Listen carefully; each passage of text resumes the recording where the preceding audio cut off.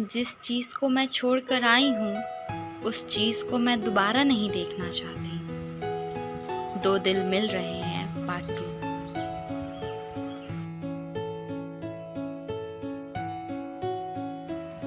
मैं सीधा घर आ गई, अपने आप को कमरे में बंद किया और उस बीते कल का फ्लैशबैक नजर आने लगा।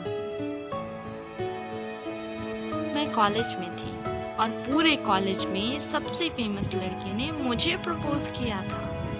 जिस पे सारी लड़कियां मरती थी उसने मुझे प्रपोज किया। बिलीव ही नहीं हो रहा था।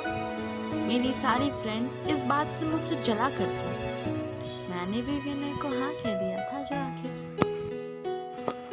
वो मेरा सीनियर था बट मुझे वो बहुत पसंद था।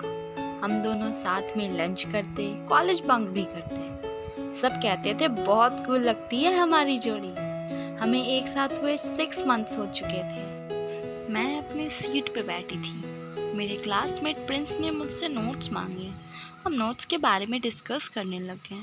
थोड़ी ही देर बाद विनय मेरे क्लास में आया और सबके सामने मेरा हाथ पकड़कर बाहर ले गया। सभी चिल्लाने लग गए। विनय ने मेरे हाथ को बहुत जोर से पकड़ा हुआ था। मैं बोली, विनय बहुत पेन हो रहा है, मेरा हाथ छोड़ दो। उसने कहा, मुझे भी हुआ था जब तुमने प्रिंस से बातें करी। क्या बात कर रही थी इतने हंस हंस कर? मैंने कहा, कुछ भी नहीं, बस नोट्स के बारे में डिस्कस कर रही थी। विनय ने बोला, झूठ मत बोलो, और मेरा हाथ और कसकर पकड़ लिया। मैं बहुत डर गई थी। मेरे आंखों से आंसू आ गए थे।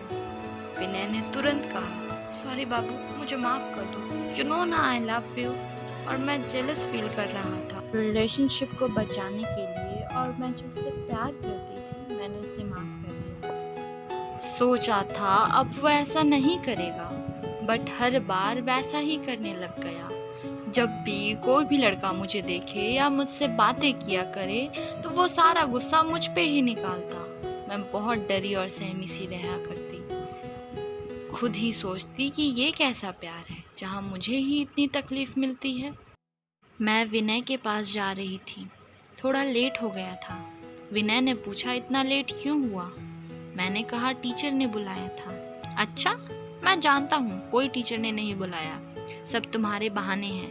तुम प्रिंस से बातें कर रही हो। मैंने कहा, नहीं विनय, तुम गलत सोच रहे हो। विनय ने मेरे शोल्डर पकड़े हुए थे और हम स्टेयर के पास थे।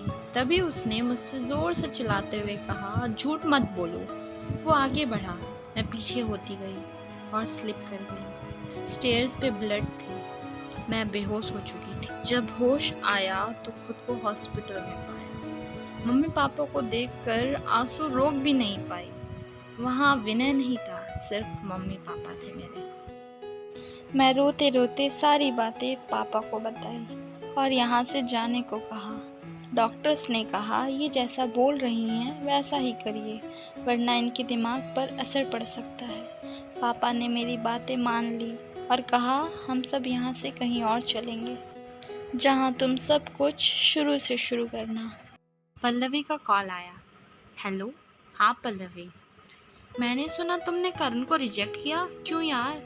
मैंने सारी बातें पल्लवी को भी बताया। पल्लवी ने कहा, यार मैं समझ सकती हूँ, मगर सब लोग एक जैसे नहीं होते हैं। तुम्हें करण को एक चांस देना चाहिए। मैंने कहा, पल्लवी मुझे नींद आ रही है, मैं सोना चाहती हूँ। उसने ओके कहा। पल्लवी ने सारी बातें करण को बताई।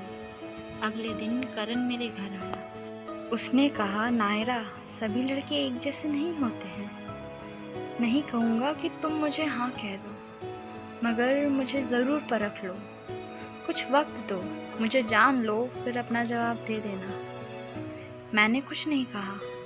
कुछ दिन तक मैं कॉलेज भी नहीं गई और किसी से भी नहीं बात करी। कुछ दिन बाद मैं मार्केट जा रही थी। पल्लवी भी साथ में थी। मैंने देखा कि एक हस्बैंड अपनी वाइफ को मार रहा था और सभी वीडियो बना रहे थे। कोई भी हेल्प करने नहीं आया। तभी करण आया। उसने पुलिस को कॉल कर दिया और उस वाइफ को बचाया। ये सब देख के मुझे लगा, जो इंसान दूसरी वुमेन का रिस्पेक्ट करेगा वो खुद की वुमेन को कभी हर्ट नहीं कर सकता। मैंने उस दिन करण को अपना लिया। यकीनन उस दिन दो दिल मिल रहे थे।